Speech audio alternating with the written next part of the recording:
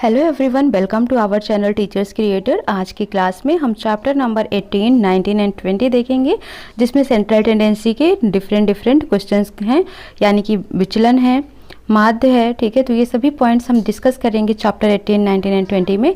But इससे पहले अगर आप इस चैनल पर नए हैं तो चैनल को सब्सक्राइब कर लें ताकि नेक्स्ट वीडियो की नोटिफिकेशन मिलती रहे। और अगर आप पहले से जुड़े हुए हैं तो जितना हो सके इस वीडियो को शेयर और लाइक ज़रूर करें। अब यहाँ पर मैं बात कर देती हूँ कुछ इंपॉर्टेंट आपसे। जैसे आपका पेपर नंबर 4 है, ठीक है, तो पेपर 4 मैंने कम्प्लीटली आपका अपलोड कर दिया है। पेपर 3 भी मैंने आपका कम्प्लीटली अपलोड कर दिया है। और ये आज पेपर 2 का लास्ट सेशन होगा, यानी कि पेपर 2 भी आपका कम्प्लीटली अपलोड हो गया।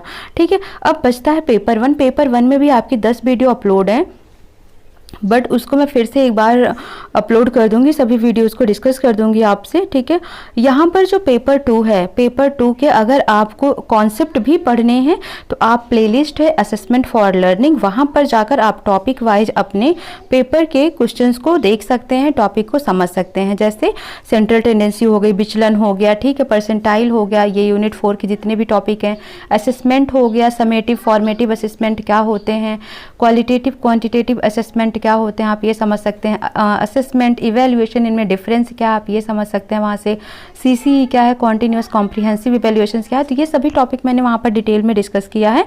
तो आप असेसमेंट फॉर लर्निंग वाले साइट पर जाकर, प्लेलिस्ट पर जाकर वहाँ से आप इसको देख सकते हैं इंग्लिश मीडियम में। ठीक है, ये तो हो गई आपके लिए जानकारी। अब आपको अगर करिकुलम के टॉपिक्स देखने हैं तो करिकुलम के लिए आप नॉलेज एंड करिकुलम नामक जो प्लेलिस्ट है उसमें आप जाएंगे और अपने अकॉर्डिंग जो आपकी इंपॉर्टेंट टॉपिक है आप उनको देख सकते हैं। ठीक है, तो ये तो हो गया कि पेपर 2 के लिए मैंने आपको डेटाज अवेलेबल करा दिए हैं, क्वेश्चन आंसर्स अवेलेबल करा दिए हैं। आप PDF और आप वीडियो में यानी प्लेलिस्ट में knowledge and curriculum, assessment for learning, इन दोनों प्लेलिस्ट में जाकर अपने अपने टॉपिक्स को देख सकते हैं। ठीक है, उसके बाद भी कोई डाउट रह जाता है तो आप कमेंट सेक्शन में मैसेज कर सकते हैं। जैसे ही आज पेपर 2 आपका ये ख़त्म हो जाता है तो मैं कोशिश करूँगी कि इंग्लिश मीडियम बच्चों के लिए भी कुछ क्वेश्चंस को ले आऊँ। ठीक है, उस पर मैं वर्क कर रही हूँ थोड़ा सा। एक्चुअली अभी टाइम का इशू है तो इतना टाइम मिल नहीं पा रहा है क्योंकि हेल्थ थोड़ी सी डाउन है। ठीक है, तो इसमें याद रखना आपको कि प्लेलिस्ट में जाकर देख लें, कॉन्सेप्ट आपके मजबूत हो जाएंगे, आप क्वेश्चन आंसर्स को आसानी से कर पाएंगे। ठीक है, और मैंने आपको पेपर 2, पेपर 3, पेपर 4 इसमें कॉन्सेप्चुअल मैंने आपको एक्सप्लेन किया है, यानी कि कोई भी पॉइंट आया है कुछ भी तो उसको मैंने समझा कर आपको क्वेश्चंस के ऑप्शंस दिए हैं, आंसर्स दिए हैं। ठीक है, जिससे आपको वो याद रहे, आप उसको भूले नहीं। स्टार्ट करते हैं। क्वेश्चन नंबर 1, केंद्रीय प्रवृत्ति की मापों से किसके बारे में महत्वपूर्ण सूचनाएं मिलती हैं? समूह के, समजातीयता के, विजातीयता के या उपरोक्त सभी? तो राइट आंसर आपका क्या हो जाएगा? समूह के बारे में हमें केंद्रीय प्रवृत्ति से सही सूचना मिलती है। केंद्रीय प्रवृत्ति की मापों से किसके बारे में ज्ञान प्राप्त नहीं होता है? ठीक है, कह रहा है किसके बारे में सेंट्रल टेंडेंसी से ज्ञान नहीं मिलता है? समजातीयता, विषम जातीयता, वर्गांतर या दोनों? तो राइट आंसर आपका क्या हो जाएगा? ए और बी दोनों। सेंट्रल टेंडेंसी से हमें किसका? वर्गांतर, यानी जो क्लास इंटरवल दिया होता है इसका पता कर सकते हैं। ठीक है, हम मीन मोड मीडियन ये सब चीज़ें निकाल सकते हैं, बट समजातीयता और विषमजातीयता ये नहीं निकाल सकते हैं। तो ए और बी दोनों, ये आपका राइट आंसर डी हो जाएगा यहाँ पर। ठीक है, तो सेकंड का कौन सा आंसर होगा? डी राइट आंसर हो जाएगा। थर्ड क्वेश्चन है, विचलन के मापों का प्रयोग क्या ज्ञात करने के लिए किया जाता है? ठीक है, जो स्टैंडर्ड डेविएशन है, ये विचलन है, इसका यूज क्या ज्ञात करने के लिए करते हैं? समूह के व्यक्तियों में गुण की दृष्टि से भिन्नता, माध्यांक, बहुलांक या मध्यमान? तो आपको फॉर्मूला तो पता ही होगा। ठीक है, तो विचलन के मापों का प्रयोग करने के लिए हमें समूह के व्यक्तियों में गुण की दृष्टि से क्या भिन्नताएं हैं उसका पता करने के लिए किया जाता है। विचलन का मतलब ही हो जाता है डेविएशन, डेविएशन का मतलब होता है डिफ्रेंसिएशन क्या है। ठीक है, तो भिन्नता क्या है ये पता करने के लिए आपका राइट आंसर हो जाएगा। विचलनशीलता किसी भी अंक वितरण में विभिन्न अंकों की अपने मध्यमान से ज्ञात करने के लिए प्रयोग किया जाता है। निकटता, दूरी, दोनों या बारंबारता? तो राइट आंसर हो जाएगा निकटता और दूरी। ठीक है, तो जो विचलनशीलता है ये किसी भी अंक के वितरण में विभिन्न अंक की जो उसका मध्यमान है, जो उसका मीन है, उससे कितने वो दूर है, कितने वो पास है, ये ज्ञात करने के लिए किया जाता है। तो सी राइट आंसर हो जाता है।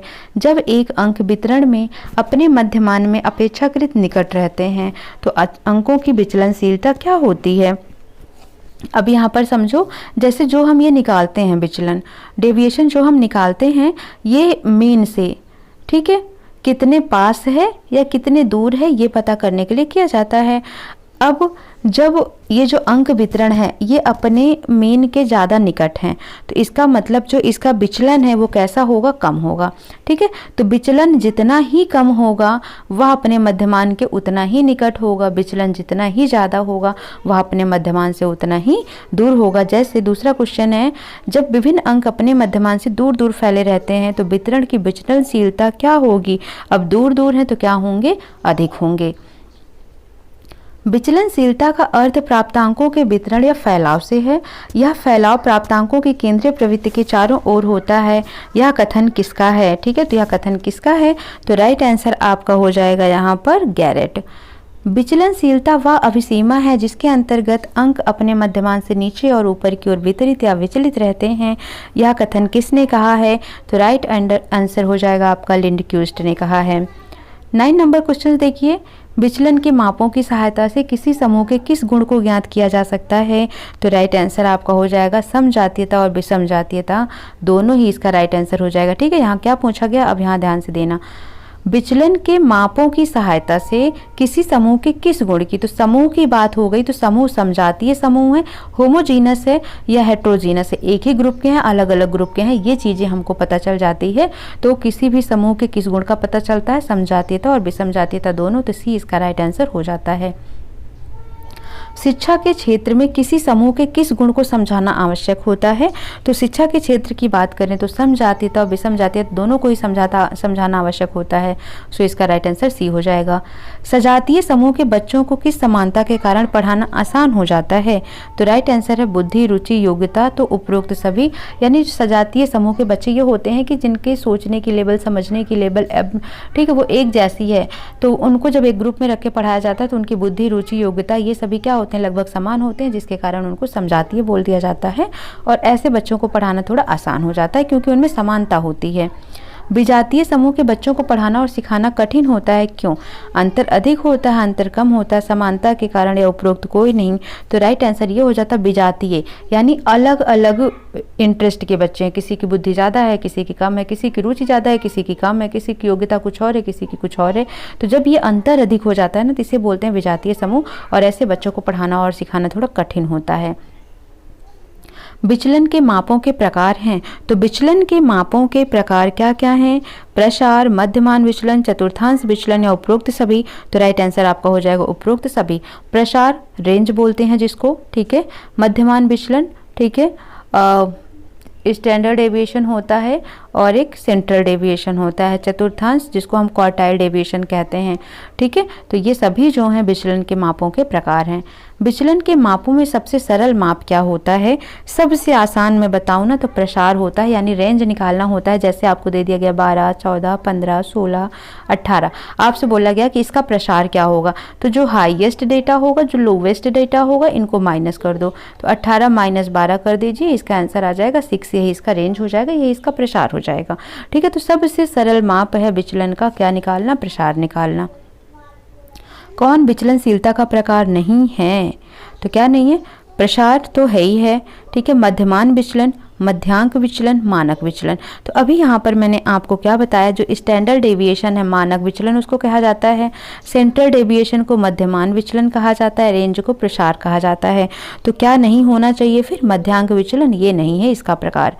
विचलनशीलता के मापन की गणना करना बहुत आसान होता है, किसका आसान होता है, प्रसार का, मध्यमान विचलन का, मानक विचलन का, चतुर्थांश का। तो विचलनशीलता की मापन की गणना करना मध्यमान विचलन से होता है, तो बी इसका राइट आंसर हो जाएगा। क्वेश्चन नंबर 17 देख लेते हैं अब, किस मापन की गणना सबसे आसान होती है, किस मापन की गणना सबसे आसान होती है, नामित स्तर, क्रमिक अंतराल स्तर या उपयुक्त सभी, तो राइट आंसर आपका जो नामित स्तर होता है इसकी गणना सबसे आसान होती है।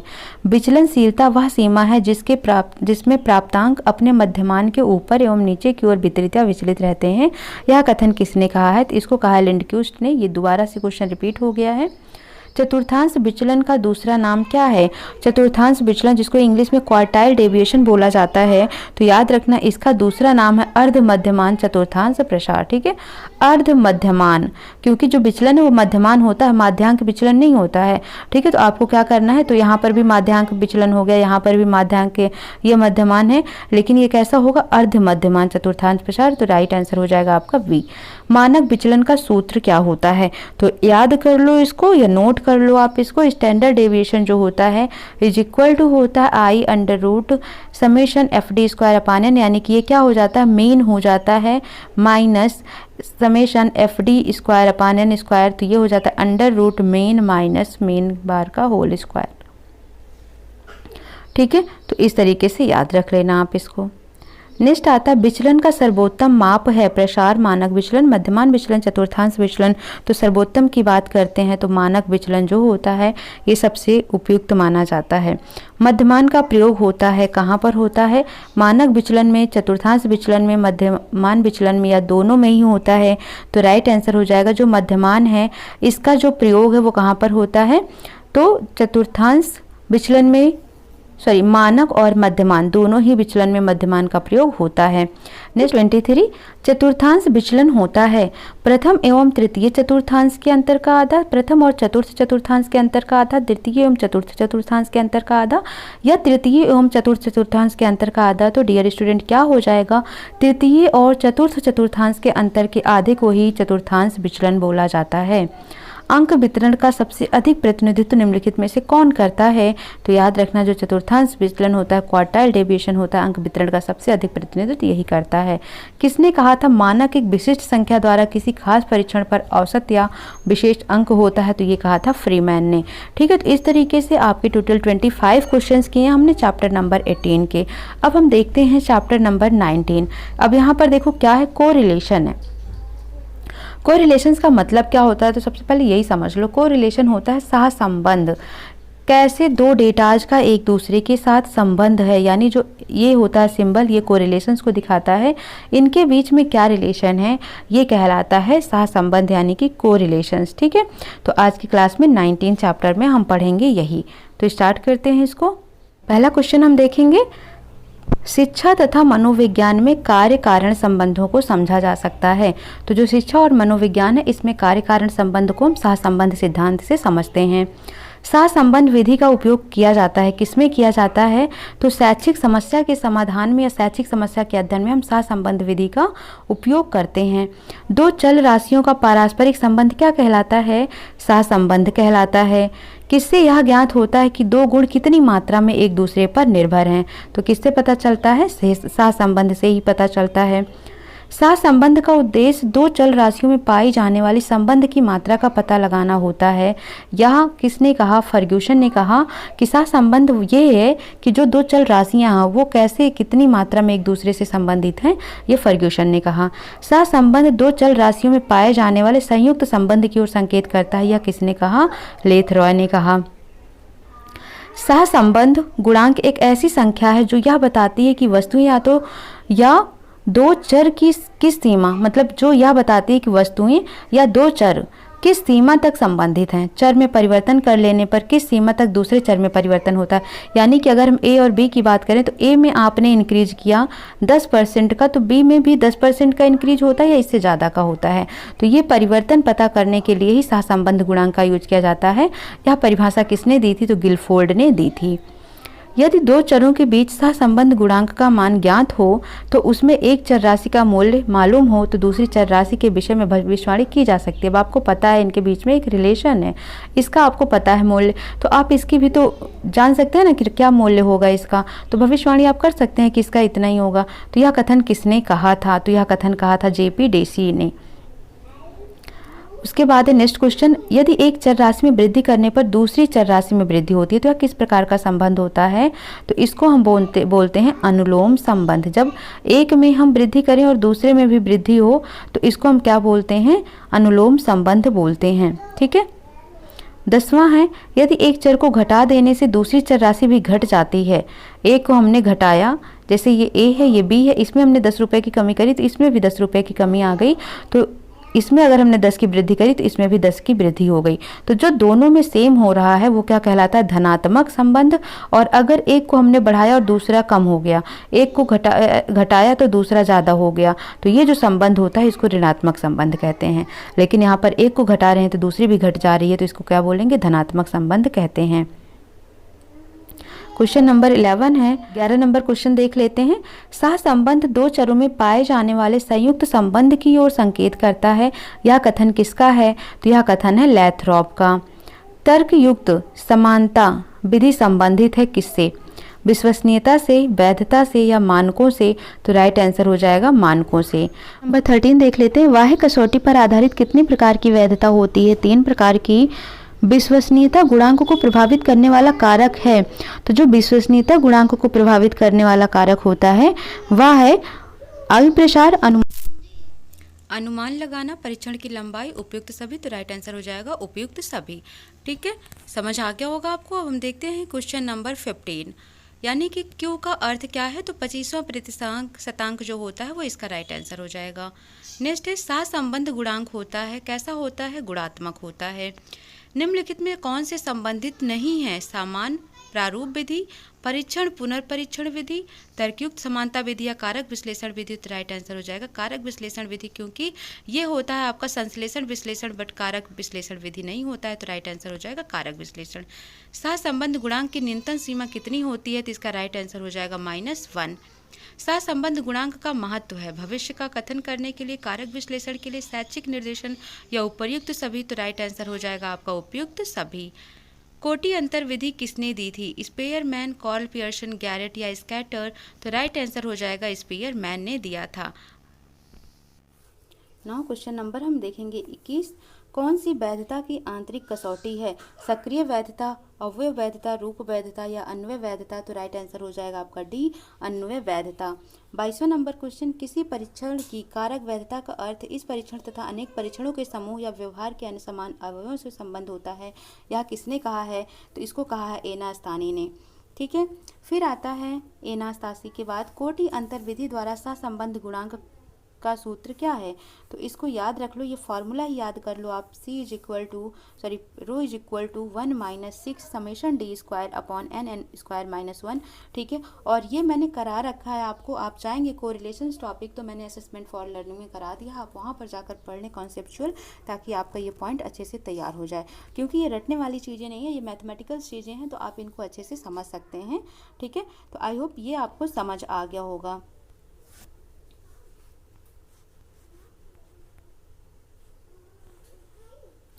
नेक्स्ट क्वेश्चन है 24।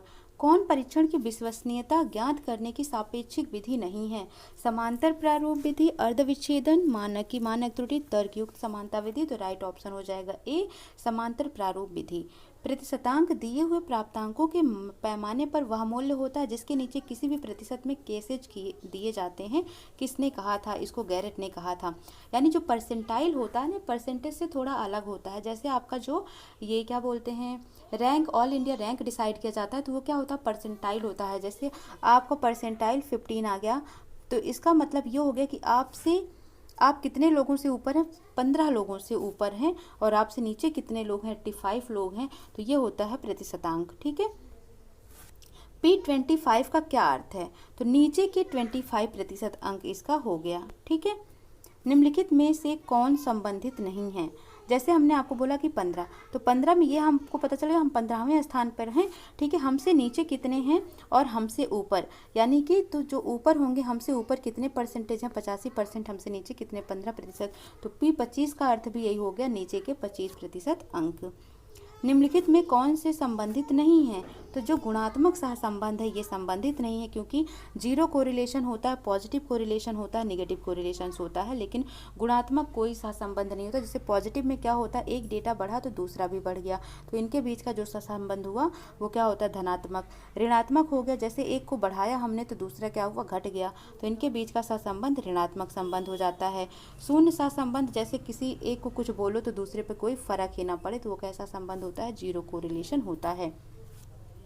शतांशीय मान का सूत्र क्या होता है, तो याद कर लीजिएगा, P P is equal to L plus P N upon 100 minus F upon F V into I, तो ये इसका राइट आंसर हो जाएगा। ठीक है, शतांशीय मान का सूत्र ज्ञात करने का। और उसके बाद आता है इसेंशियल ऑफ साइकोलॉजी टेस्टिंग पुस्तक किसने लिखी, यानी जो essential of psychology testing book है यह किसने लिखी, तो राइट आंसर हो जाएगा आपका क्रॉनबेक ने लिखी है। ठीक है, आई होप आपको ये सभी क्वेश्चंस क्लियर हो गए होंगे। नेक्स्ट आपका बचता है 20 चैप्टर, जो लास्ट चैप्टर है आज का, और इसमें है नॉर्मल प्रोबेबिलिटी कर्व। इसको हमने इंग्लिश मीडियम में डिस्कस भी कर दिया है, तो आप वहाँ से भी देख सकते हैं और यहाँ से भी कुछ क्वेश्चंस को कर लेते हैं। तो क्वेश्चन नंबर 1 आता है, सामान्य संभावना वक्र की आकृति किस आकार की होती है। तो इस तरीके से हम बनाते हैं नॉर्मल प्रोबेबिलिटी कर्व। तो कैसा दिख रहा है, घंटाकार, ठीक है, घंटे की तरह होता है। तो राइट आंसर हो जाएगा इसका सी, यानी कि ये कैसा होता है, वेल शेप होता है। अब हम देखते हैं सामान्य संभावना वक्र के लिए, तो जो नॉर्मल प्रोबेबिलिटी कर्व होता है, तो इसके लिए अगर हम इस पोजीशंस की बात करें तो माध्य, माध्यिका और बहुलक ये तीनों ही क्या होते हैं, इक्वल होते हैं। मीन बराबर मोड बराबर मीडियन के होता है। संभावना सामान्य संभावना वक्र के लिए विषमता गुण क्या होता है, विषमता गुणांक क्या होता है, तो शून्य होता है। सामान्य संभावना वक्र होता है एक्स अक्ष पर अनंत स्पर्शी जो होता है, वो इसका राइट आंसर हो जाएगा। सामान्य संभावना वक्र का प्रतिपादन सर्वप्रथम किसने किया था, ठीक है, तो राइट आंसर हो जाएगा इसका डी मायवर ने किया था सबसे पहले नॉर्मल प्रोबेबिलिटी कर्व का प्रतिपादन। सामान्य संभावना वक्र के वक्रता गुणांक का मान कितना होता है, तो याद रखना होता है 0.263। ये सब याद कर लेने की चीज़ें हैं। ठीक है, नेक्स्ट है सामान्य संभावना वक्र के m+-1, यानी कि ये होता है मीन, और ये हो गया स्टैंडर्ड डेविएशंस के अंतर्गत वितरण प्राप्तांकों का आने वाला भाग कितना होता है, तो ये होता है 68.26%। सामान्य संभावना वक्र होता है एक बहुल की होता है। ठीक है, तो इतने आपको याद रख लेना है क्वेश्चंस। अगर कोई डाउट होता है तो कमेंट सेक्शन में आप मैसेज कर सकते हैं। सो मिलते हैं नेक्स्ट सेशन में, आप अच्छे से तैयारी करिए।